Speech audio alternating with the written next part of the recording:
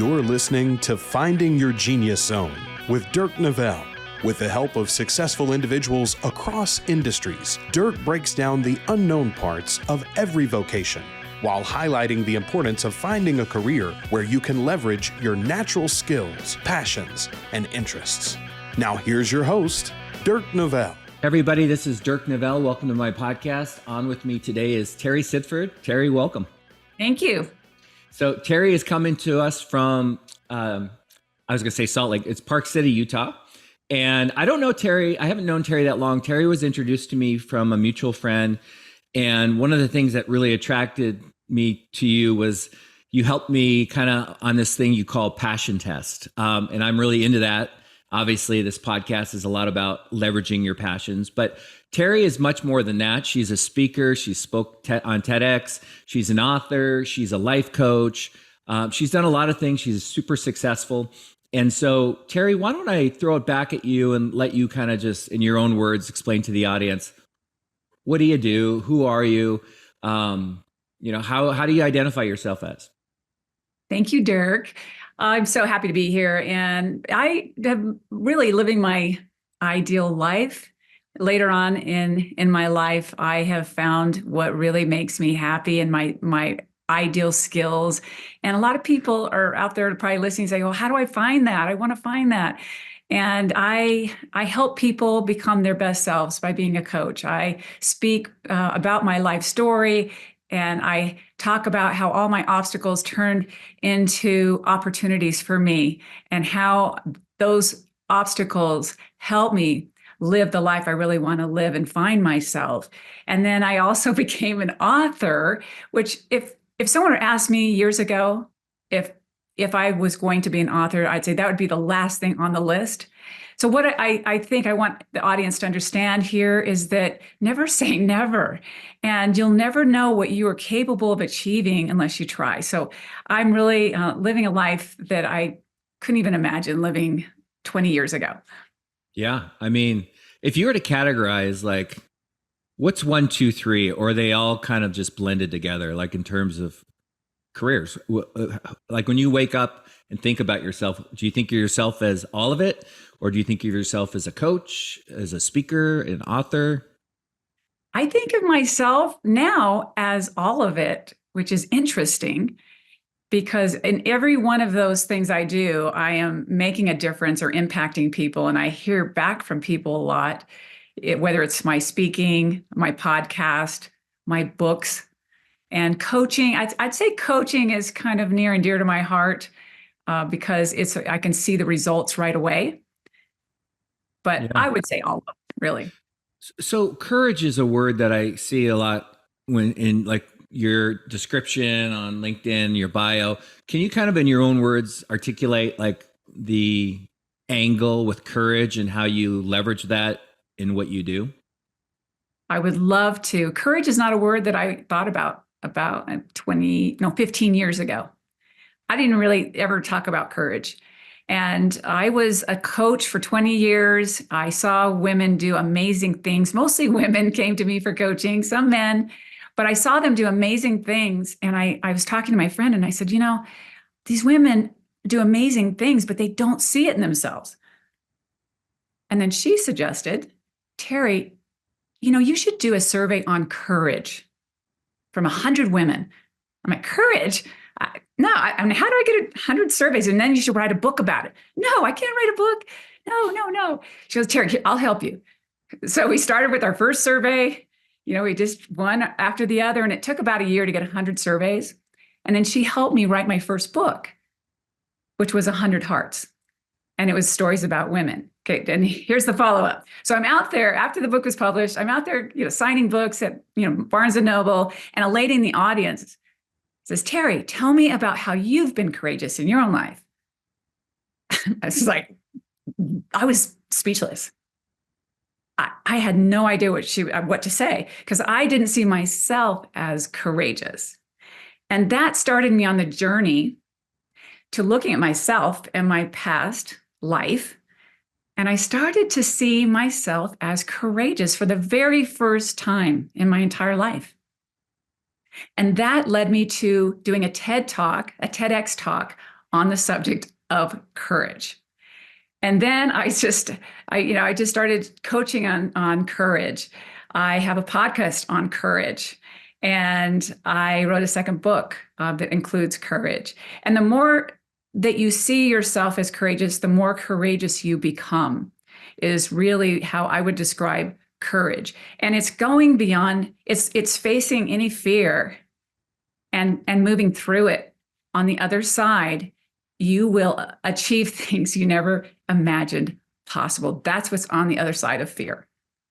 So if you don't mind, I'd love to kind of stick on this just for a little bit, because when we met and we were talking about courage, I never really thought of myself in that light, but I've also, like you, I said, I've been very brave and courageous, just challenging stereotypical belief systems like society, career, what I should do. I had a dad who was very all about money, and so my definition of success for a long time was his.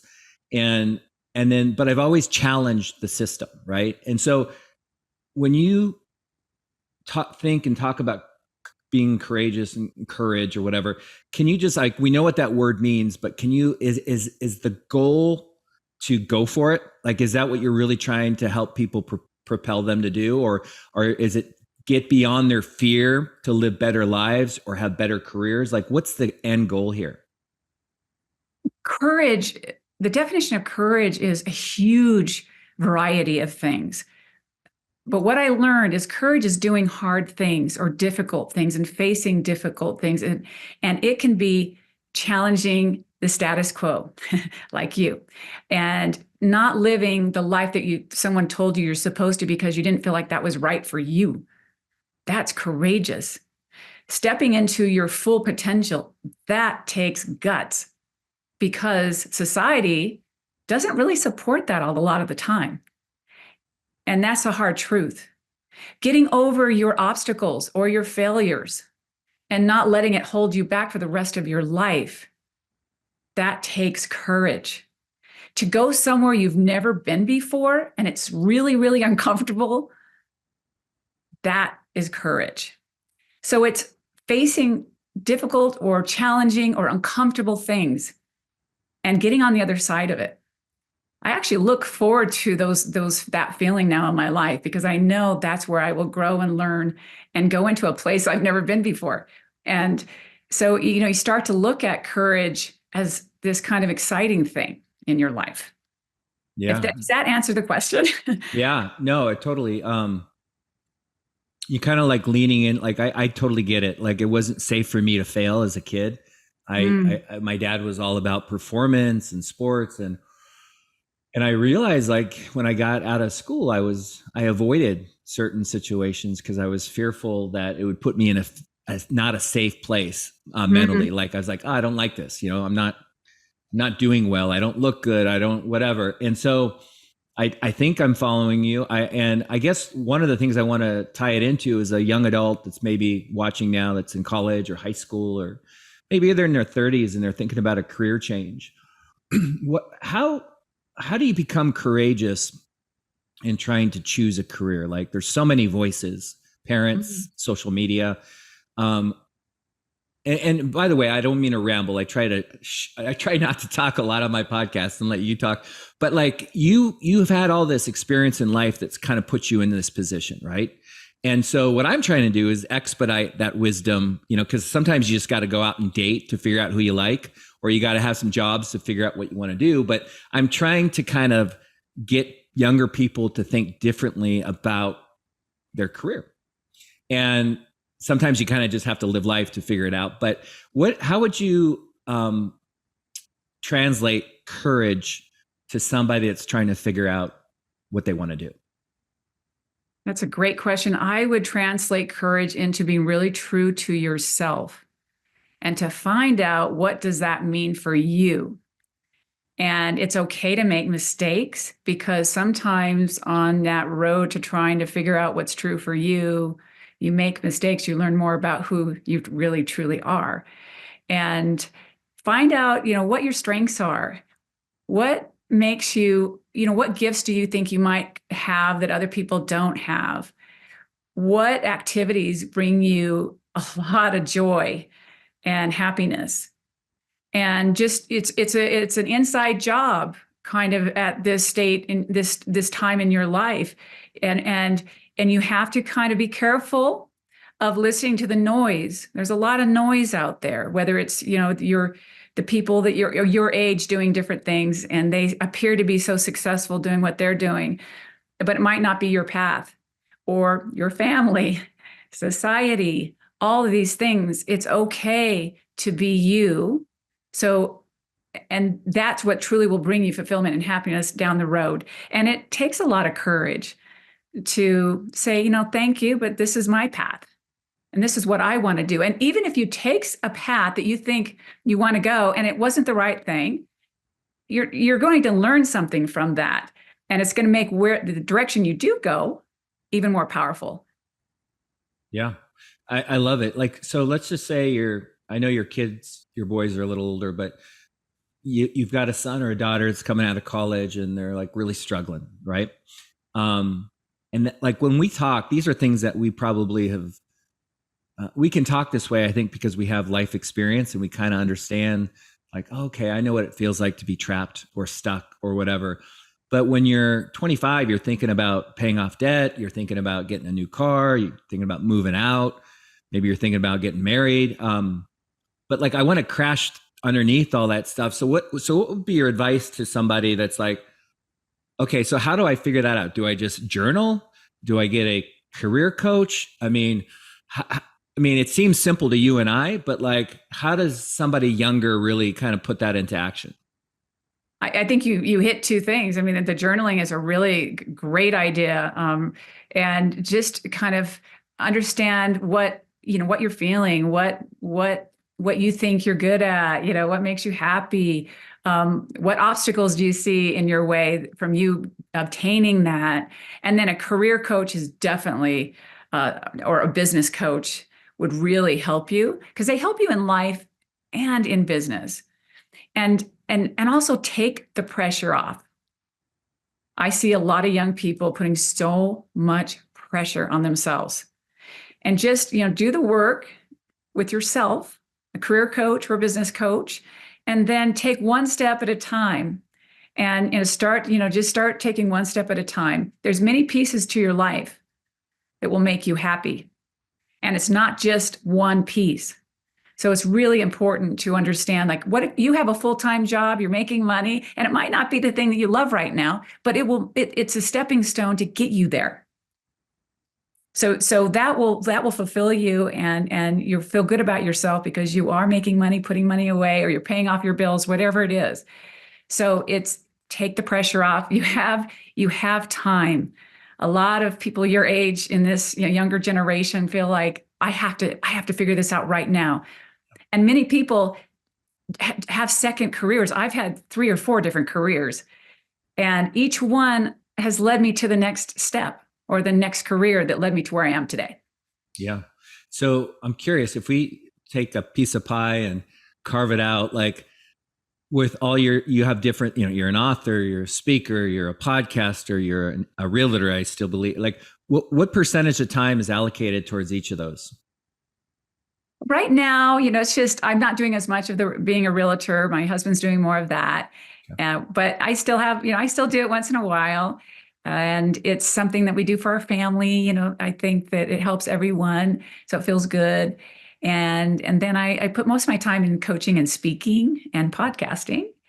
And that brings me joy.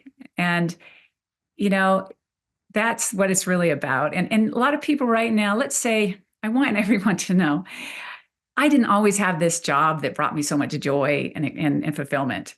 I was a pharmaceutical rep, which was hard work. I was working 60 hours a week, and it was tough. And it was more of a male-dominant world out there back then. And, it was tough. But I started my coaching career on the side. And that kind of counteracted this, the stress that I was having in this job, and realizing this wasn't going to be my forever job. So I started the coaching on the side, and it really did start to fulfill me. So that's another tool, I think, is start, like, if you're interested in certain things, do it on the side, just a little bit, even to see if it's something that brings you a lot of joy. If test it out, see if it's a possibility for a career, like being an author or a musician. Those things that you just think, oh, that's off the table. I can't do that. Do it on the side, and you never know. Seriously, you'd never know. Yeah, that's the one of the things I really like about your history and your careers, plural, is it's okay to have different side hustles. And I don't mean to minimize side hustle, because I know that these are significant for you, but it's okay to have different passions and interests and income streams. Yes. And I will say, I have a good buddy of mine that's kind of going through a career change, and he's going to go back and get his master's. He's 54 years old, and it's a total 180 and he'll probably have a job to pay the bills. But I think when you have something like that you're working on at night or in the weekends or on the side or whatever, it changes the reframing of your current role that you may not love. So I guess what I'm trying to say is, you don't have to go into one career, right? You can go get the job that pays the bills and then maybe pursue music or whatever on the side. And then maybe that eventually becomes your thing. Absolutely. 100%. I believe that. And that's what will, those people out there who say, there's just something missing in my life. There's just something, I can't figure it out. And then they kind of give up because they think that, they have to pay the bills, which is a reality with a lot of people. And that's okay. So pay the bills, but then don't give up on your dreams. Don't give up on your passions or the things that you've always wanted to try out. Yeah. Don't give up on that ever. Like, I cannot sing, seriously. But I'm going to start taking singing lessons because I am not giving up. That it's a possibility. You never know. It's so funny. I love, I have a farm and I'm out. I love I love animals. I got a dog, and I'll usually go out and maybe have a cocktail or something and just go listen to music. And I always dreamed of, I don't really think I would like the attention. Like, I don't think I would like to be famous. But the music is like a frequency. It's like a language that gets to me inside, and it just kind of changes me, right? It not to get sensitive, but like I've always gone like, why do I freaking love music so much? And it's usually like non-lyrical, like movie soundtracks, and it's like mathematical. And I know that I think we talked about meditation, but energy is a frequency, and it's just so like you. I wish I could sing. I wish I could perform. I have zero talent, but I don't know. Maybe it's not too late. I just don't think there's an audience for my talent. I don't think people would enjoy it. But I love music too. It's interesting. Yeah. But maybe your wife would, and your children. Maybe. Like listening to me? You never know. Oh, they wouldn't. They wouldn't. No, I can tell you they wouldn't. So okay, so a lot of what you've done is you've worked with women. Do you also kind of work with men, or is your angle dealing with women and their issues? I work with men too, and it's been very rewarding because it takes a lot of courage for a man in this world to say, I think I really see this as a strength. If they say, hey, I just need a little tuning up here. I just need a little, I just need a little something to bounce something off of. And I love that. We're all in this together. And I love coaching men. Yeah. I was just, cause like a buddy of mine, we're talking about doing a seminar for men to get unstuck in something that I've wrestled with for a long time, just in life, career. And I was trying to get very specific and like, this will be men. Because, you got the masculine, you got the feminine, and I'm credible in the masculine. It's kind of like who I am. And I don't know if I could really be that valuable to women, because it's just, but then I'm like, okay, am I looking at this wrong? So I guess the question I have for you is, when you're thinking about courage and passion, and like, there are different stereotypical definitions for men and women, right? And so, yeah.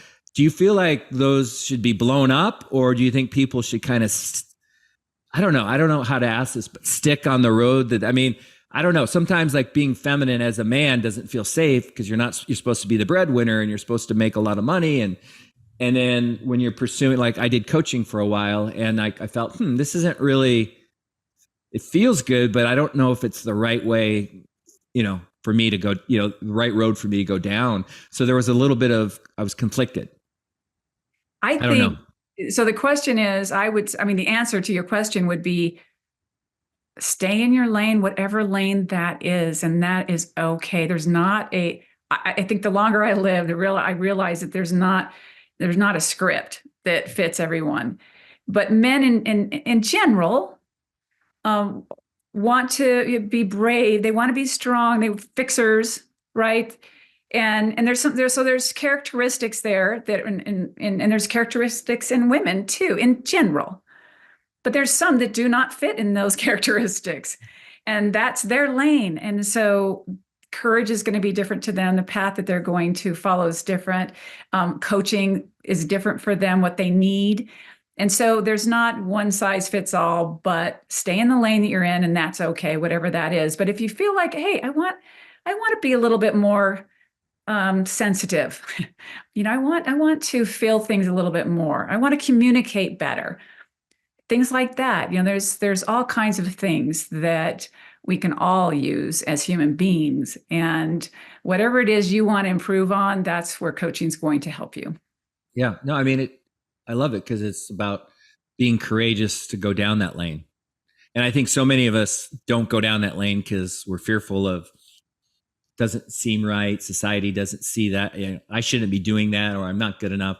So I just love the word courage and courageous. It's just such a, I don't know. I don't want to, I guess I'll just say it. It doesn't feel like it's a common belief system amongst people choosing careers. I don't feel like many of them are courageous. So when I see authors or musicians or, people that go down that road where there's not a lot of certainty or security, I'm really like blown away by those people. Right. I'm like, wow, they're brave. And then they're usually the people that are the happiest people I know, like the people that went down and leveraged their passion. And I'm a little jealous, I'm envious. Like, I wish I could have done that 30 years ago, but I know it's not too late, but never too late. Never too late. Terry, what were you like back? I'm just curious, like high school, college. Do you remember like what you were thinking? Like, did you jump right into being a pharmaceutical rep out of college? No, I did not. And I think my answer is going to surprise you. I had, because there's a reason that I became a coach and used my life experiences to help other people, is because I was a high school dropout. And I did get my GED. And this is because I had this crazy dysfunctional family growing up. And I never gave up, though. And I went to college. Didn't quite graduate college. I'm just, for those that are listening, I'm not saying this is the path to go. I'm just saying that even with all the obstacles, you can succeed. And so I went to college. I wanted to be a chiropractor or a physical therapist. That was my goal. And I started on that path and realized, it was challenging for me to work and go to school, full time. And so then I started working for an ophthalmologist's office, and I went from there being a medical assistant to the very top, running the whole office, surgical assistant, doing everything. And so I had a lot of experience, and I always wanted to be a pharmaceutical rep. So I applied, and I was in the interview for 3 hours, and I pretty much had the job. And they looked at my resume and said, "Wait a minute, you went to college for this many years, but I don't see what degree that you have right now." And I had to say, "Yeah, I was just a few credits short." And then he was just shocked. He's just like, "Okay, well, I don't care if it's in basket weaving, just how many more credits do you need?" And then he said, "You know what? You have the experience. So I'm going to go up the line and see what we can do."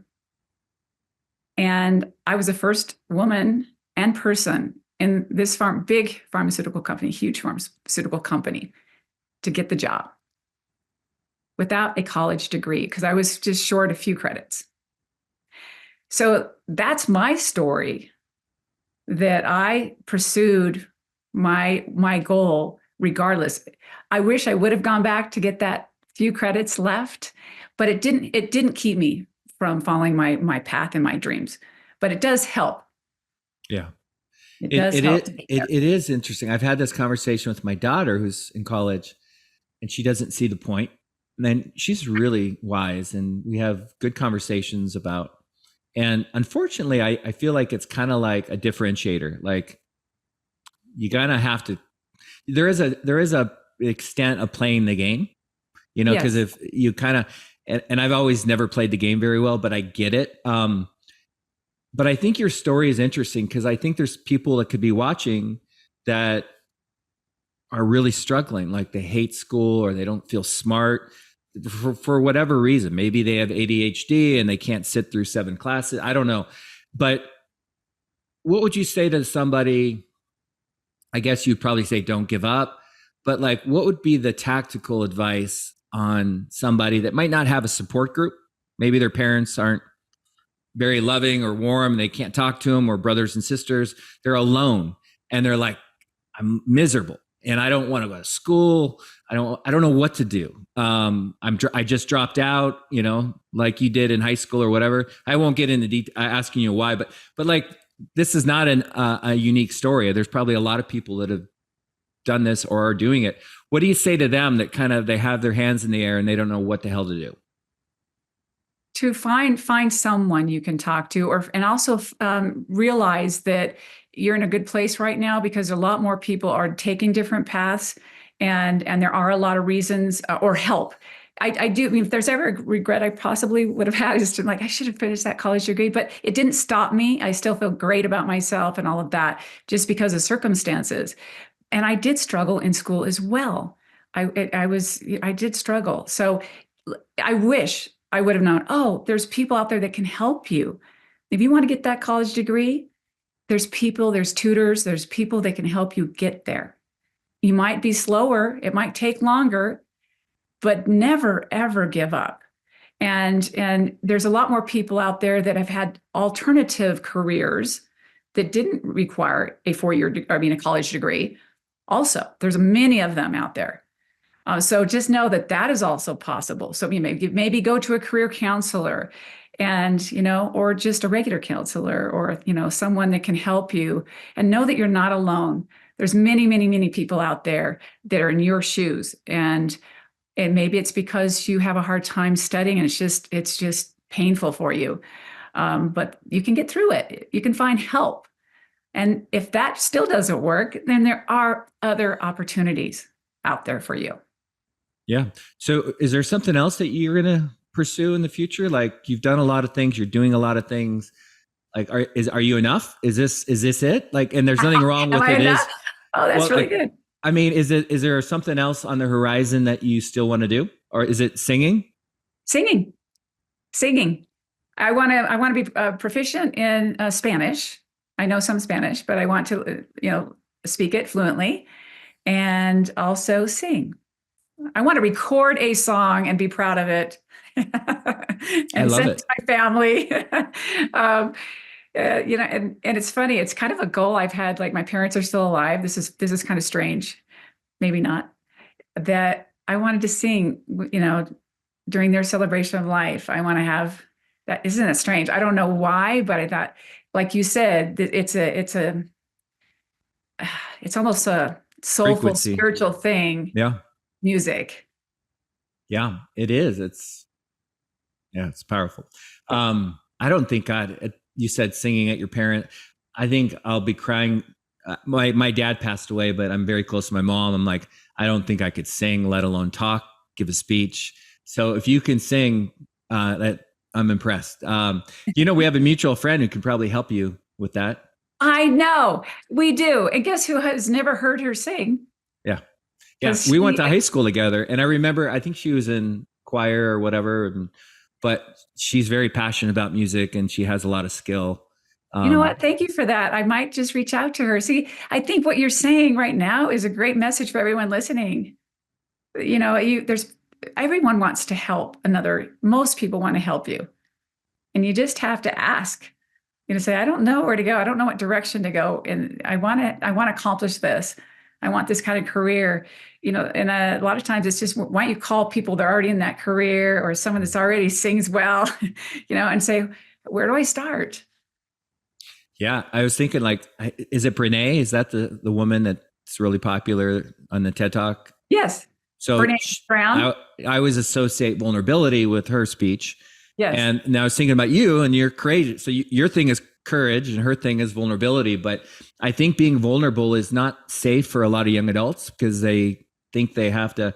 But that's one of the things I've always been very comfortable kind of being is vulnerable. And I think that's a great point you made about just kind of put your hands down and just ask for the help. People do want to help and they want to pass it on and give back. And my hope is, like, a lot of these, I was very blessed. I had a lot of people in my life that I could turn to for help, and a lot of people don't. And so part of this podcast is I'm trying to be able to reach people, anybody with an internet connection that maybe want to be a life coach or a speaker or a doctor or a dentist or an electrician. And they really don't know what it's like. They don't have someone in their life they can sit down with. So I hope I can get access to those people. But I think asking and being vulnerable is really good advice. I couldn't agree with you more. And you can also ask to volunteer in that career and just see if you can like it. There's all different paths and ways to get there or to figure out, hey, is this something I like? And it does take vulnerability to ask for help, but people feel honored to help. Just remember that. Yeah.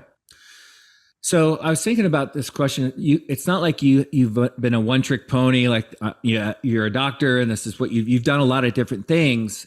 What for somebody that's been successful in different areas, different careers, that has passion in different, speaking, podcasting, being an author, being a coach, being a realtor.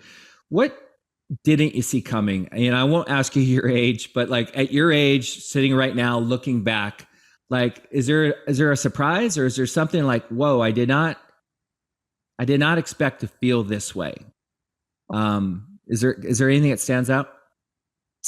There's so much. I feel like I have lived the width of my life, not just the length of my life. And everything from here on out is bonus.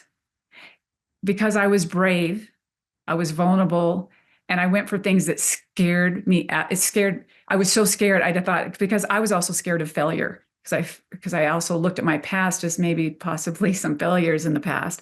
But I got over that and realized that real failure is not even trying. And because I tried, I really have done things and accomplished things that have filled my heart and my talent. And I would have never known that. And it was later on in life. I didn't know I could speak. I didn't know I could be a inspirational speaker or an author of, and people look at you, when you're an author, like, oh, I so want to be an author. I go, well, you can. If I can, you can. And, it's just amazing. So there's been so many surprises. And I'm not at all, I don't ever get negative on this, but I always ask this question that everyone's like, what don't you like about, like, and usually it's a job. Like, tell me something about your career that you like, if you could just get rid of it and change it, you would. Is there anything, like, if you could go back in time, knowing what you know now, would you have kind of done anything differently? I probably would have asked for help a little bit earlier. Mm-hmm. I think I dredged through learning certain things that were tedious. How to promote myself was something I did not love to do. And I can do this on my own, And then I wish I could have asked for help a little earlier on that. How do I become successful in this? And it, like you said, it's vulnerable. Yeah. Even in my coaching career, getting my coaching clients, the right clients and all of that, I struggled through that, not fun. But then I did ask for help and it became much easier. People that they've already done all the hard work and they know how to do it. So the same with speaking. So, that's the only thing I would have changed. How nervous were you getting up on stage? I don't know how big the audience was, but I've seen many TEDx speeches, and I've always thought I'd be really nervous unless I was talking about something that was, you know, that I was really passionate about. Like, were you just freaked out, or was it easy for you? I was terrified, terrified. And I was terrified but I was also excited. There was some excitement there too, because I'd never done this before in a large audience. I don't know, there's 300 or 400 people there. And I knew that it would go past the 300 and 400 people because it would be on, people could download it and listen to it. And I was also telling stories I'd never told anyone because I always wanted to have this facade that my life is great, I look great, blah, blah, blah. And I was telling some very vulnerable stories. So that was it was terrifying. But as soon as I walked off the stage, I have never felt so free and liberated in my entire life. Hmm. And I knew right then that I love speaking because I kind of came alive on stage. As soon as I walked out, there was just something that happened. I'm like, oh my gosh, I found my passion.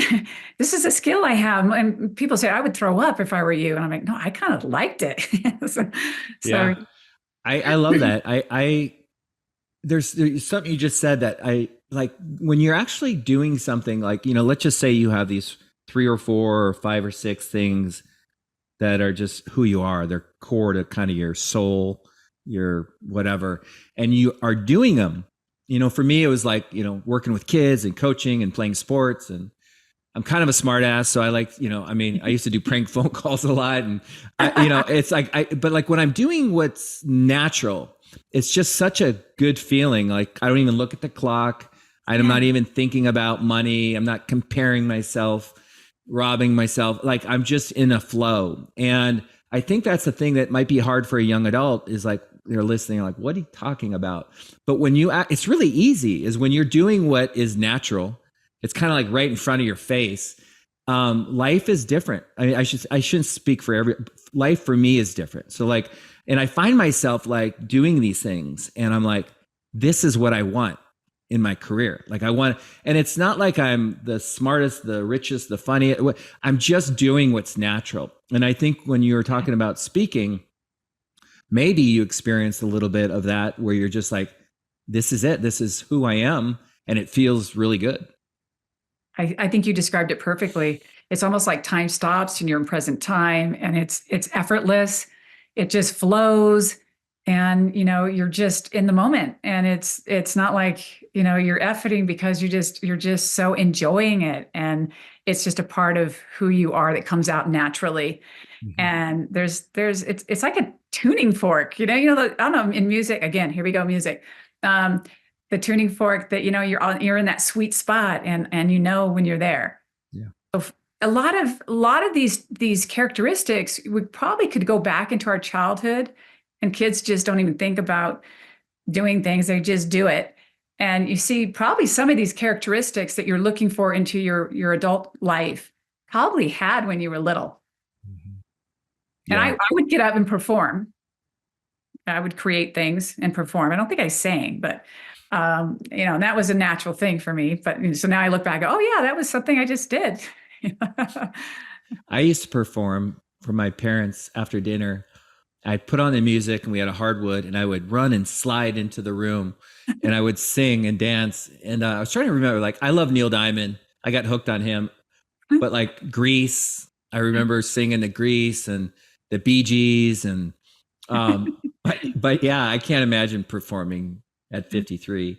Okay. So as we wrap this up, we've talked about a lot of things. We haven't really gone deep on any one specific career, but I really wanted to bring you on just to kind of talk about being courageous to pursue, a career that's in alignment with who you are. Is there anything that I haven't asked you that you think is relevant kind of for this topic? I think we've covered it all, but I really want everyone to know, whatever direction you go, you want to find joy, passion in your life and find it somewhere. If it's, and hopefully you can find it in your career, but if not, do it on the side because that's ultimately what will bring you happiness. Yeah. I mean, finding it, but then being courageous to explore it, right? I think maybe a lot of people in our heart or our mind, we think, I think this is something that I would love, but for some reason they stumble or they get frozen or numb and they just don't go down that road. So the whole being courageous to do it. Yes. Um, and by the way, that butterfly behind you, I keep thinking about like spreading your wings and flying and being courageous. It's kind of, was that what's the word? Is that the reason why the butterfly is there? Because it seems to be perfect for what you do. Yes. And I was going to try to find my book, Truth, Courage, and Love was my memoir that came out last January. It's called Truth, Courage, and Love, and it has butterflies on there. And it's about, transforming yourself. And my story is about that you can transform yourself and fly. And when you're in that sweet zone and really living your passions and your strengths, and, that's what it feels like. Yeah. And that's what I call the genius zone, or that's what Gay Hendricks in the book, The Big Leap, that's what the whole zone of genius is. Yes. Last question. Oh, it's something that came, I was trying to, okay. So we talked about music, just kind of curious. If you were on an island for the rest of your life and you could only choose 3 music bands to listen to, Right. I should have asked my wife this because we have such different music tastes, but like, who are some of your favorites? Oh, that's a tough one. I don't mean to put you on the spot. I know it is. I like so many different kinds of music. Yeah. Um, Give me one. Adele? Yeah. She's inspiring. It's just soulful music. She's amazing. Yeah. Do you ever see that prank where she disguised herself and she was on stage and it was like this contest and they were all singing? No, and I didn't see it. Oh, you got to look it up on YouTube where she's like had this big nose, a wig. You didn't know it was her. And they're all like, there's like 10 women, I think, competing for this singing thing. And she gets up and they do video on all the women and watching, and they're looking at each other like, this gal is amazing. And she sounds just like Adele. And it was her. But anyways, I love that. That was pretty good. I like Michael Jackson too. I'm just one of those. That was my first album was, the Jacksons. That's aging myself a bit, but it's okay. I love Michael. Yeah.